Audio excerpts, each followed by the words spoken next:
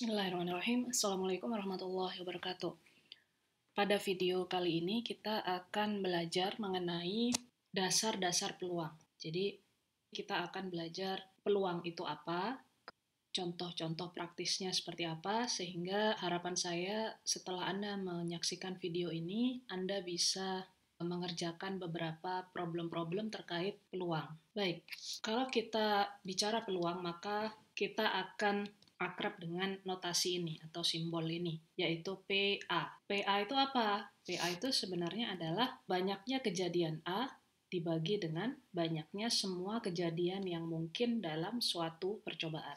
Jadi kalau kita ingin mencari PA atau peluang A, maka tentunya kita mencari dulu banyaknya kejadian A, kemudian dibagi dengan banyaknya semua kejadian. Nah, ini formula yang lebih pendek, bisa juga kalian tulis seperti ini, atau bisa juga ditulis seperti yang Anda pelajari di level SMA, biasanya NA per NS gitu ya. Banyaknya kejadian A dibagi banyaknya kejadian S. Nah, sebagai pendahuluan, kalian hendaknya bisa memahami dulu konsep ruang sampel, supaya kalian bisa nantinya menghitung peluang suatu kejadian. Apa itu ruang sampel? Ya, ruang sampel itu adalah himpunan semua kejadian yang mungkin dari suatu percobaan. Jadi ini nanti berguna kalau kalian bisa konsep ini, maka kalian akan bisa mendapatkan penyebutnya ini gitu ya. Nah, kita biasa memberikan simbol ruang sampel itu dengan S besar, ya S kapital. Baik, praktiknya seperti apa? Nah, kalau misal Anda punya koin gitu ya atau uang logam, maka tentu Anda paham bahwa koin itu punya dua sisi, gitu ya, punya dua sisi, tidak lebih tidak kurang.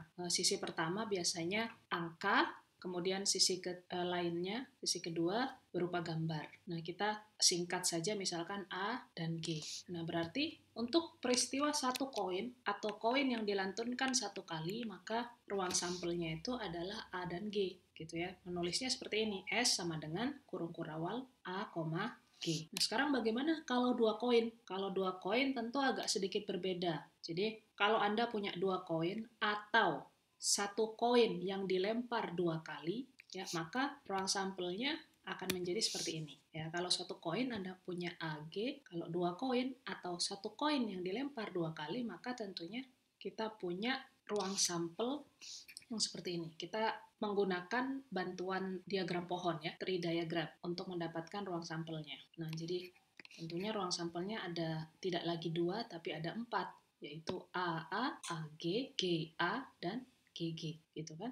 Ya kan, kalau Anda punya misalkan nih, ini maksudnya gini, misalkan Anda punya dua koin, kemudian Anda lantunkan gitu ya, pasti kemungkinannya apa? Permukaannya itu ya koin pertama A, koin kedua A, atau koin pertama A, koin kedua gambar G, dan seterusnya. Kan seperti itu ya. Jadi ini maksudnya ruang sampel itu seperti itu. Jadi semua kejadian yang mungkin. Kalau tiga koin, seperti apa? Atau satu koin yang dilantunkan tiga kali, seperti apa wujud ruang sampelnya? Ternyata seperti ini, sama. Kalau yang tadi dua koin, diagram pohonnya cukup singkat, tapi yang tiga koin atau satu koin yang dilempar tiga kali, diagram pohonnya agak sedikit panjang ya. Dan hal ini berakibat pada semakin banyaknya ruang sampel. Ya, kita lihat di sini ada A, A, A, A, A, G, A, G, A, dan seterusnya. Ya, total ada berapa? Ada 8. Kalau saya rangkum tadi dari satu koin, maka ruang sampelnya ada 2 pangkat 1, tidak lain adalah 2. Kemudian kalau 2 koin, ruang sampelnya ada 2 pangkat 2, yaitu 4. Kemudian 3 koin, ruang sampelnya ada 2 pangkat 3. Tidak lain adalah 8. Jadi polanya seperti itu. Baik, selanjutnya kita akan belajar tentang nilai peluang itu seperti apa sih sebenarnya. Nah, kalau kita ketahui bahwa kita harus tahu bahwa nilai peluang A, ya karena kita dari tadi bilangnya A, nilai peluang A itu selalu berada di antara 0 dan 1. Jadi peluang ini tidak mungkin lebih dari 1 dan tidak mungkin kurang dari 0. Nanti ya, selalu batasnya adalah 0 dan 1. Nah, artinya apa? Artinya kalau Anda mendapatkan nilai suatu peluang adalah 0, ya, maka artinya kalau nilainya 0 bahwa kejadian itu tidak pernah terjadi atau never happen ya, never occur. Jadi tidak pernah terjadi. Dan kalau nilainya 1, maka dia artinya selalu terjadi. Jadi pasti terjadi. Nah, sedangkan nilai di antara 0 dan 1 itu nanti yang akan sering kalian temui begitu. Kita pelajari sedikit. Misalkan kita punya nilai peluang sebesar 0,4 gitu. Maka 0,4 ini artinya 40% kejadian A ini berpeluang untuk terjadi. Jadi peluang terjadinya kejadian A adalah 40%. Itu kata lainnya ya.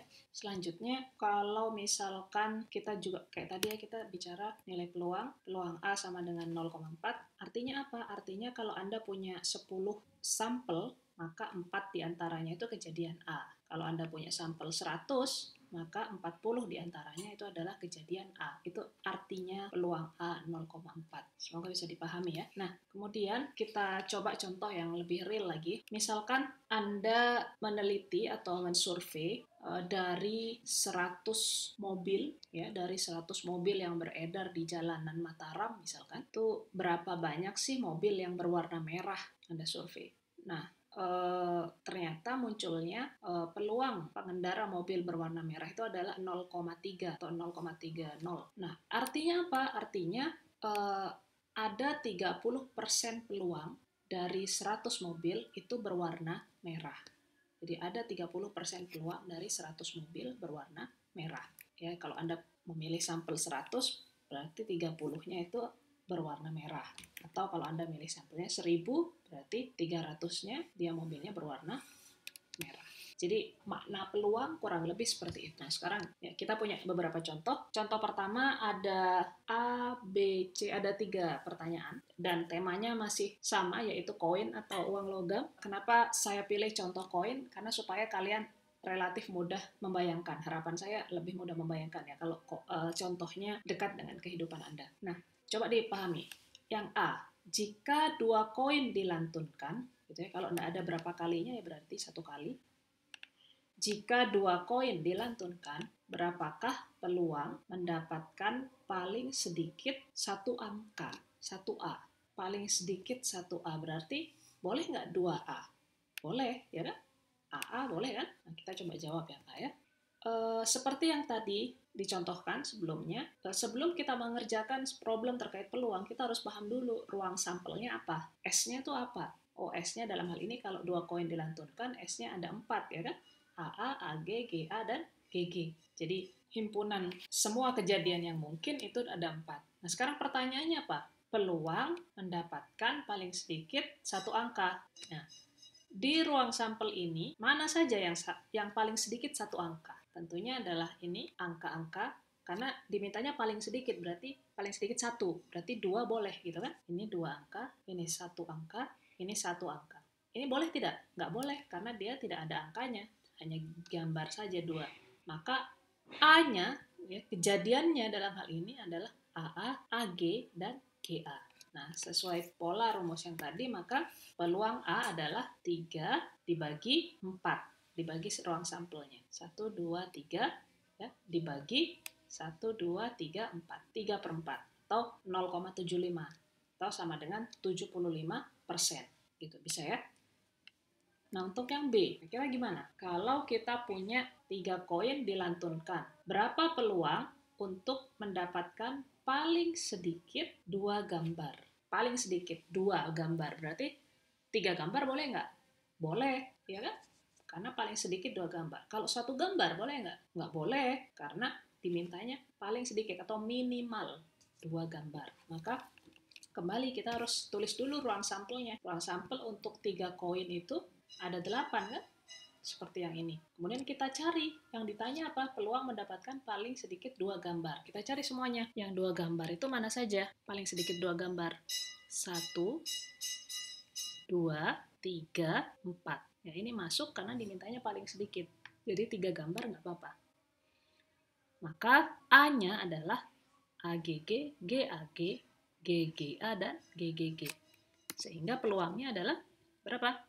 1, 2, 3, 4 dibagi dengan 8. Banyaknya ruang sampel. Dia sama dengan setengah atau 0,5, sama juga dengan 50%. Kemudian yang C, pertanyaannya apa ya? Pertanyaannya adalah jika 3 koin dilantunkan, berapa peluang untuk mendapatkan tepat satu gambar. Jadi yang hanya diminta adalah satu gambar, nggak boleh dua, nggak boleh tiga. Maka sama kita coba tulis ininya, ruang sampelnya. Nah, yang tepat satu gambar tuh mana saja? Yang G-nya hanya satu. Nih, AAG, AGA, GAA, mana lagi? Ada lagi? Nggak ada. Jadi cuma tiga ya, 1, 2, 3. Maka peluang A-nya adalah 3 dibagi dengan 8, gitu ya. Sama dengan kurang lebih 0,375 atau 37,5%. Kira-kira contohnya seperti itu. Kalau di peristiwa koin. Sekarang contoh lagi di peristiwa dadu. Ya, saya yakin kalian semua pernah melihat dadu yang punya sisi 6. Ya, pasti dadu umumnya sisinya 6 karena dia bentuknya kotak ya atau kubus. Nah, bayangkan dadu bersisi 6 dilantunkan satu kali. Anda lantunkan maksudnya dilemparkan gitu ya. Nah, pertanyaannya yang A adalah berapa peluang mendapatkan mata dadu 2? Mata dadu di sebuah dadu itu ada berapa sih? Ada 6 kan? Mata dadu 1, mata dadu 2, mata dadu 3, mata dadu 4, mata dadu 5, dan mata dadu 6. Nah, sekarang A yang ditanyakan ini adalah berapa peluang mendapatkan mata dadu 2? Bagaimana jawabannya? Nah, untuk menjawab semua ini, karena soalnya sama ya, dadunya dilantunkan satu kali gitu. Maka ruang sampelnya adalah tentunya ya mata dadu itu sendiri, ya kan? Ini mata dadu 1 sampai 6, gitu ya. Saya tulis 1, 2, 3, 4, 5. Kalau untuk menjawab yang A, ditanyanya kan mata dadu 2, berarti ya sudah 2. Hanya ada satu mata dadu 2 di suatu dadu. Maka peluang A-nya adalah 1 ini dibagi dengan 6. Jadi karena A-nya hanya satu titik, maka dia 1 dibagi dengan banyaknya ruang sampel. 1/6 kurang lebih adalah 0,167 atau sama saja dengan 16,7%. Yang B seperti apa? Yang B sama, kita lihat dulu pertanyaannya. Berapa peluang mendapatkan mata dadu 3 atau 5? Nah, 3 atau 5 itu yang mana? Ini atau ini kan? Ada 2 titik, berarti peluang A-nya adalah 2/6 atau sepertiga atau 0,333 sekian. Sama saja dengan 33,3%. Oke, bisa dipahami ya. Jadi yang dihitung ini kenapa 2? Karena dia banyaknya ada 2. Ya, 1, 2. Gitu. Nggak usah bingung sama isinya. Tapi Anda cukup menghitung saja 1, 2. Kalau ini 1, sehingga di sini 1 dibagi 6. Lanjut yang C. C apa soalnya? Berapa peluang mendapatkan mata dadu paling banyak 4? Ayo, gimana? Mata dadu paling banyak 4. Berarti 5 boleh tidak? Tidak boleh karena paling banyak 4. 6 tidak boleh. Yang boleh berapa? Boleh adalah 1, 2, 3, 4. Berhenti di 4. Gitu ya. Ada berapa titik? Ada 4 titik. 1, 2, 3, 4. Ada 4. Banyaknya ada 4 dibagi dengan 6. Dia sama saja dengan 2/3 ya, atau 0,667. 0,667 dan setara dengan 66,7%. Yang D, berapa peluang mendapatkan mata dadu lebih dari 3? Nah, ini berapa? Kalau lebih dari 3, 1 boleh enggak? Enggak boleh. Mata dadu 1. Enggak boleh. Mata dadu 2 enggak boleh karena lebih dari 3 dimintanya.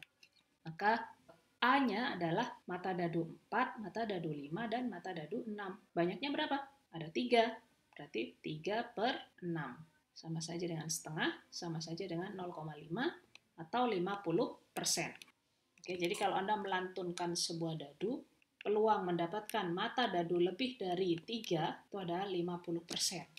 Nah, terakhir, berapa peluang mendapatkan mata dadu yang kurang dari atau sama dengan 5? Berarti 5 masuk tidak masuk. Dan sebelumnya 5, gitu kan? 6 tidak masuk karena paling besar itu 5. Gitu. Jadi ada berapa titik di sini? Ada 5 titik. 1, 2, 3, 4, 5. Ya, dibagi dengan 6 sama dengan 0,83333 dan setara dengan 83,3%.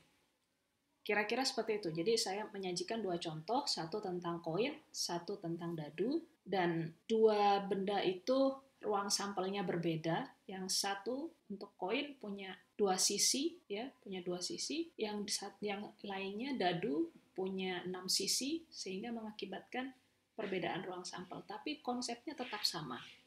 gitu ya. Untuk menghitung peluang, kita harus tahu banyaknya kejadian dibagi dengan ruang sampelnya. Demikian, selamat belajar. Assalamualaikum warahmatullahi wabarakatuh.